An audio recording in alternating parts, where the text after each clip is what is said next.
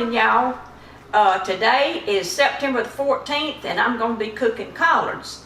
And I'm going to show you step by step how to cook collards. Some of you know, some of you may not know, but I'll show you the way I do it. And summer collards are kind of hard to come by this time of the year. But Lamar and I were out on a ramble last Wednesday, and we came up on a little community. We saw a sign said Green Street AME Church, so we turned down that road, and when we got to, we saw a little country store and houses down through the roadway there, and I looked over to my left and I saw the most beautiful garden full of collards that I have ever seen. And I started grabbing for my camera, and I said, Lamar, slow down and let your window down and let me shoot those collards. And anyhow, to make a long story short about that, we turned around and came back and stopped in front of the house that was across the street from there. And a man and a lady came out, and I asked him if the collard patch belonged to him, and he said, yes, ma'am. And I said, well, can I go over there and take pictures of your collards? Those are the tallest collards I have ever seen, and the most beautiful ones since when my daddy used to make collards when he was still alive. And he said, yes, ma'am, you come on and you can walk right into those collards. And we did. We took pictures, and God is my witness, I have a picture that the collards were up to my chin. I stood in the middle of them. They were so tall that he had to stake the collards to keep them from falling over. Excuse me. So anyhow, he gave us a mess of collards, and we made friends and visited for a while. Now, you won't find Green Street, Alabama on a regular map, but you can Google it. It has a little tick there to show you there is a Green Street, Alabama. The first thing I do is wash each collard leaf separately to make sure I roll the little sides back so that we won't be surprised with finding any bugs or any worms and anything. And I wash these individually. And then when I get through, I'm going to show you how to cut the stems out, because summer collards can be strong, and if those stems are left in, it makes them a little bit stronger to my way of thinking, and I don't like the taste of that. In the wintertime, they're okay to leave some of the stem in, but I'm going to show you how to take those out. Now, here's a couple of leaves that I took out because see how the edges are kind of been beat up and the bugs got them, so I'm laying those to the side. Okay, here's how I cut the stem out. I get a little paring knife and I cut that stem out, and that's what I get left, mostly just the collard leaf itself. Just fold them down and they just slit right out. That's just easy enough. Okay, I finished stemming the collards, and a good collard will snap. Can you hear that? And that's about the stems that I have taken out. If those were left in, that would make the collards a little stronger and maybe not as tender tasting as I like for them to be. You can do it however you want to, but winter collards is not bad to leaving a stem, or most of the stem in, but a summer collard needs to have that stem taken out. But these are good summer collards because you can hear how they snap. Okay, now I'm going to show you the next step that I do in getting my collards dressed to go into the pot. I've got them washed and waiting here. Now I've laid them out, a stack of them, kind of just lay them out like your big leaves are, and I take them and roll them like almost like they used to roll tobacco leaves for making cigars, I suppose. I never made a cigar. But, and John, if you want to zoom down in here and get a good tight picture of this, I got them like that, and I start doing this.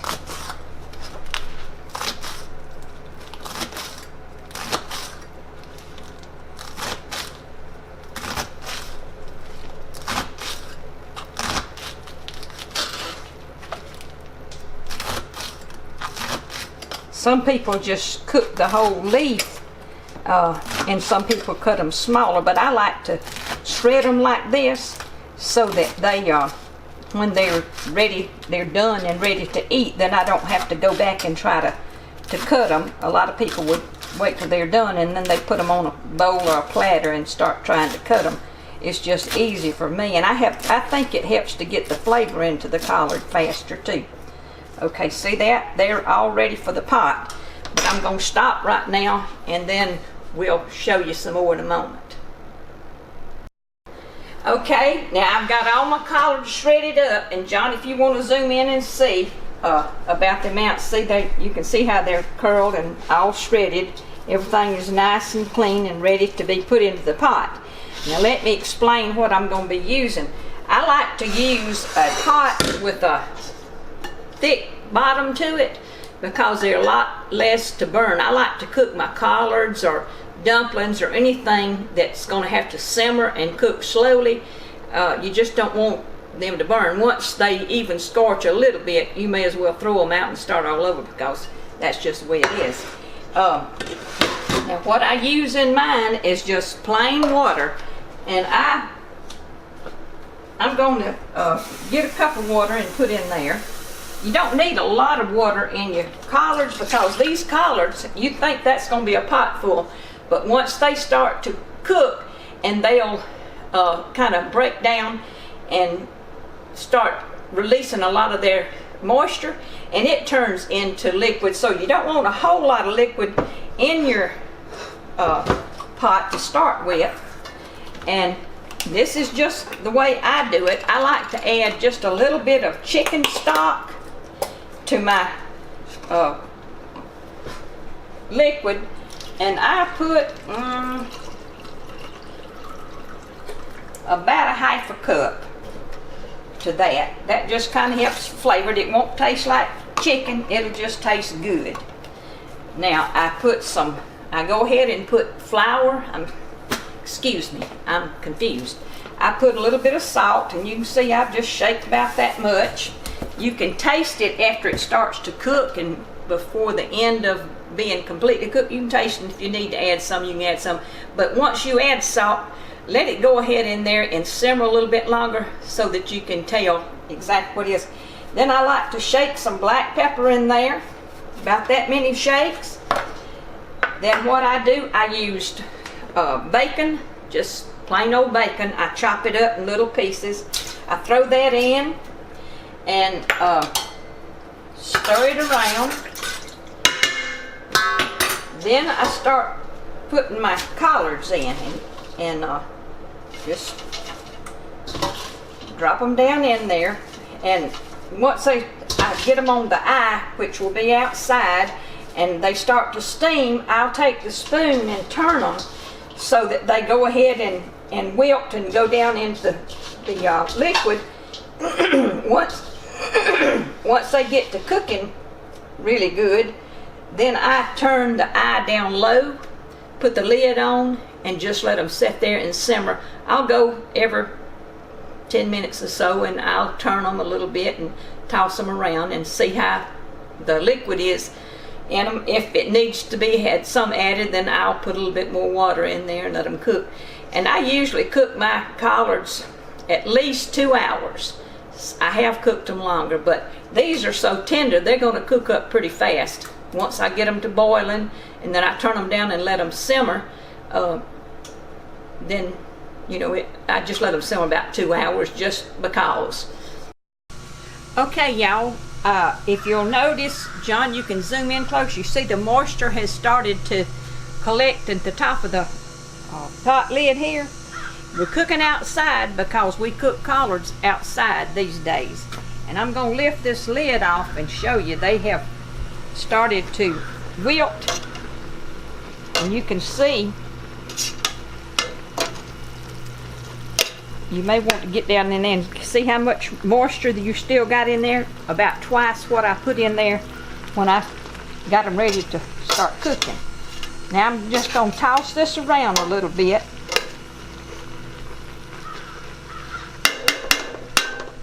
Then I'm going to put the lid back on and let them just simmer like that. I'll check them about every, I don't know, 10-15 minutes and give them a stir. and they'll cook about another hour and a half because they've been cooking about 30 minutes. I let them come to a good boil, and they've been turned down, so they're good to go and they won't stick because I got plenty moisture in them. Okay, here's the finished product. They're ready to be taken up. Oops, steamed them off. Okay, now I'm going to take them in and plate them, and then I'll show you what we're having for lunch. This is going to be good, y'all. Okay, guys, the collards are done. They're plated, and I'm going to show you what it all looks like. There's the collards, and I've drizzled some Texas Pete on them. We have Great Northern beans. We have some shell macaroni tomato mixture, cornbread, and there's a piece of pork roast, big slab of white onion. You cannot beat that. Now, I've been tasting those puppies all morning while I've been cooking them, and they're going to be good. So John's going to fix this video and show y'all how I do my collards. And let me mention this while I'm doing the end of this. My dear friend Frogene Norman, I've known her since 1947. She's from Wild Fork, Alabama. Now her home's in Bruton, but at this moment she's up in Nashville, Tennessee, going through treatments for pancreatic cancer. And her sons, Rusty and Greg and Chris, have a page put up for Team Frogene, asking for prayers and encouraging words for her. The boys are the sons of William Lee Golden of the Oak Ridge Boys, and so they took Frogene from Bruton to Nashville for treatment at Vanderbilt. And I just want to say, Frogene, we're all pulling for you, we're praying for you, and you're going to get through this with a lot of help. We've got you covered in prayer, I know for sure. And because I cooked the collards outside, I wanted to dedicate this video to you, and the boys have promised they're going to show it to you, because you know and I know that we used to cook collards inside the house, but these days we cook them outside, and anybody that knows anything about collards knows that it's better this day and time with tighter built homes to cook the collards outside, but they are delicious.